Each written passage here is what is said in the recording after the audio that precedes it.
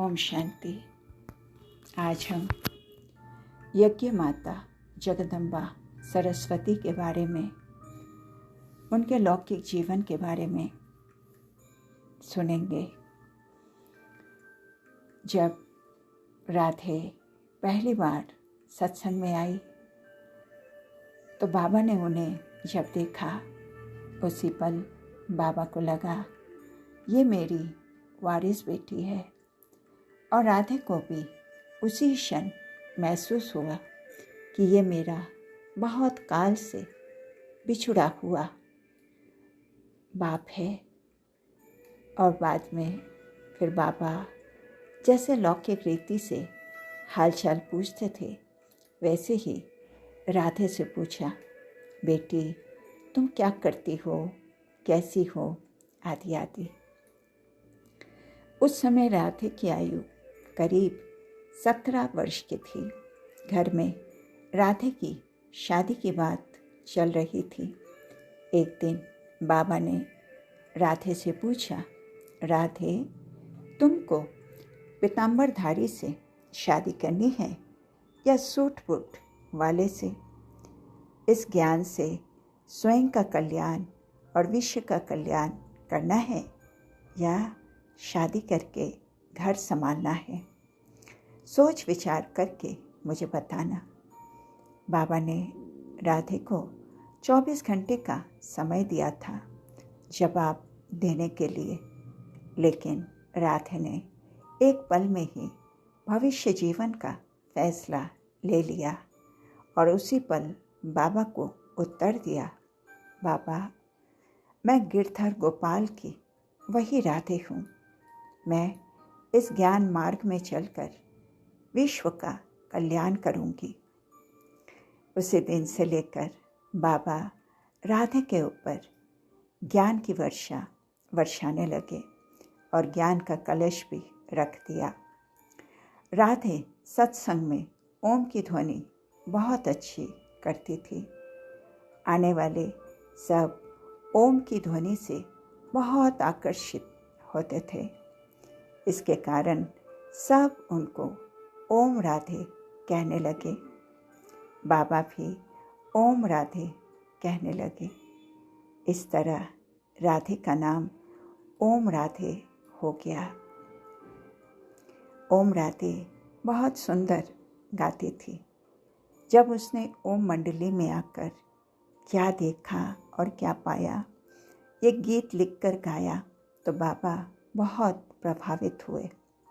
बाबा रोज उनको एक गीत लिख कर देते थे और ओम राधा उसे क्लास में गाकर सुनाती थी। जब ओम राधा गीत सुनाती थी तो सुनने वाले बहुत खुश होते थे और उनके दिल पर अमिट छाप लग जाती थी। धीरे धीरे सत्संग बढ़ता गया। उसमें माताएं भी आती थी तो कन्याएं भी आती थी। इसी बीच बाबा अपने लौकिक परिवार के साथ कश्मीर चले गए। कश्मीर जाने के बाद बाबा रोज ओम राधे के नाम और अन्य बहनों के नाम से पत्र भेजा करते थे। जिनके नाम से पत्र आते थे वो बहनें उन पत्रों को सत्संग में सुनाती थी। सत्संग में और वृद्धि होने लगी। एक दिन ओम राधे की छोटी बहन गोपी क्लास में बैठी थी। ओम की ध्वनि लगाते ही वो ध्यान में चली गई। उसको श्री कृष्ण का साक्षात्कार हो गया और वो उठकर डांस करने लगी। सत्संग में ये पहला साक्षात्कार था। इसके बाद सत्संग में आने वाले अन्य भाई बहनों को भी साक्षात्कार होने लगे। जब बाबा कश्मीर से आए तो उनको देखते ही गोपी को श्री कृष्ण दिखने लगा। उस समय ओम राधे उनको श्री राधा दिखाई पड़ने लगी। तब वो दोनों को पकड़कर रास करने लगी। दिव्य दृष्टि की ये लीला का पाठ शुरू हो गया। धीरे धीरे वहाँ आने वाले सब ध्यान में जाने लगे। श्री कृष्ण, श्री राधा अथवा श्री नारायण श्री लक्ष्मी को देखने लगे और उनके साथ रास करने लगे। तब बाबा के मुख अरविंद से निकली पवित्रता की बात। बाबा कहने लगे, बच्चे, श्री कृष्ण की राजधानी वैकुंठ में जाना है तो तुमको पवित्र बनना पड़ेगा। जो कन्याएं थी उनको तो कोई समस्या न थी। जो गृहस्थी थी और जिनके पति व्यापार अर्थ विदेशों में गए थे, वो आए तो घरों में पति पत्नी के झगड़े होने लगे। पत्नी कहने लगी, हमने तो परमात्मा को वचन दिया है कि हम पवित्र रहेंगे। तो पति सोचने लगे और आपस में बातें करने लगे, ये आखिर ये कौन जादूगर आया है जो सबको श्री कृष्ण का दर्शन कराता है और पवित्र रहने के लिए कहता है। फिर विरोध प्रदर्शन, पिकेटिंग आदि शुरू हो गई। लेकिन ओम राधे सत्संग संभालने का अपना कार्य निश्चिंत और अचल होकर करती रही। ये है सन 1936 की बात। कोई पूछता था तो बाबा कहते थे, मैं तो कुछ करता ही नहीं हूँ। ये सत्संग तो उन कन्याओं और माताओं का है। सत्संग वो कराता है, ऊपर वाला आता है और बोलकर चला जाता है। ऊपर वाला जैसे कहेगा मैं भी वैसा करने वाला हूँ। मुझे तो कुछ भी नहीं पता। ऐसे कहकर बाबा सबको ओम राधे की तरफ भेज देते थे। हमेशा बाबा ओम राधे को ही आगे रखते थे। गोपिका साक्षात्कार का पाठ पूरा 1 वर्ष चला। बाद में उनको टाइफाइड हुआ। हैदराबाद में उन्होंने शरीर छोड़ा। तब बाबा ने सत्संग में जो भी माताएं और कन्याएं आती थी उन सबको शमशान घाट पर भेजा। सिंध के इतिहास में ये पहली घटना थी। नहीं तो शमशान घाट पर स्त्रियां नहीं जाती थी। शव यात्रा में इतनी सारी महिलाओं को देख लोग आश्चर्य खा रहे थे। अग्नि संस्कार का कार्य ओम राधे ने ही किया। मम्मा 17-18 साल की कन्या थी, लेकिन सब उनको मम्मा माँ कहते थे। बाबा भी कभी मम्मा कभी बेटी कहते थे। इसी प्रकार ओम राधा मम्मा बन गई। धीरे धीरे उनके शरीर में भी इस नाम के अनुसार परिवर्तन आ गया। दिन प्रतिदिन सत्संग में वृद्धि होती चली गई।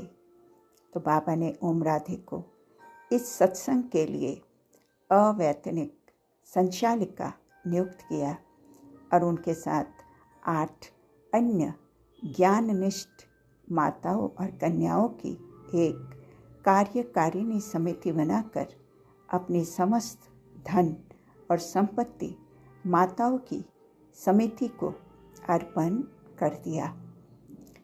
मम्मा के व्यक्तिगत पुरुषार्थ में एक बात अति महत्वपूर्ण थी। मम्मा को एकांतवास बहुत प्रिय लगता था। वो सुबह 2 बजे उठकर बहुत प्यार से बाबा को एकांत में याद करती थी। मम्मा की याद इतनी प्यार भरी रहती थी कि उनकी आंखों से प्रेम के मोती निकलते थे। मम्मा चांदनी रातों में भी बैठकर रात भर तपस्या करती थी। बाबा की लौकिक पत्नी यशोदा माता भी मम्मा को मम्मा कहती थी। निर्मला शांता दादी कहती है कि मैंने बाबा और मम्मा के साथ बहुत खेला, घूमा, आनंद लिया। कराची में मम्मा, बाबा और हम सब एक स्थान पर नहीं रहते थे। बाबा अलग और मैं मम्मा के साथ अलग स्थान पर रहती थी। बाबा अपने स्थान पर रहकर सलाह सूचना देते थे और मम्मा हमें बताती थी। हम सभी मम्मा के साथ रहकर सभी कार्य करते थे। जब आबू राजस्थान में आए तो सब मिलकर रहने लगे। उस समय हम बाबा के संपर्क में ज़्यादा रहे। आबू की ब्रिज कोटी में मम्मा का त्याग का पाठ, तपस्या का पाठ चला और वहाँ भी हमें दिव्य साक्षात्कार होते रहे, जिसमें बाबा हमें बहलाते रहे। बैगरी पाठ में भी मम्मा बाबा का जो पाठ था वो आश्चर्यचकित करने वाला और अवर्णनीय था। उस समय मम्मा बाबा दोनों जब तक सभी बच्चे नहीं खाते थे तब तक कुछ भी नहीं खाते थे। बाबा की उपस्थिति में मम्मा कोई राय नहीं देती थी। जैसा बाबा कहे, जो करने के लिए कहे वही करती थी और कराती थी। अगर बाबा नहीं है तो उनकी गैर हाजिरी में मम्मा अपना फैसला सुनाती थी। इतना बेहद सम्मान देती थी मम्मा बाबा को। मम्मा गुणों की खान थी, उनमें सब गुण विद्यमान थे। बाकी हम अगले पर्व में सुनेंगे। प्यारे बाबा को शुक्रिया। ओम शांति।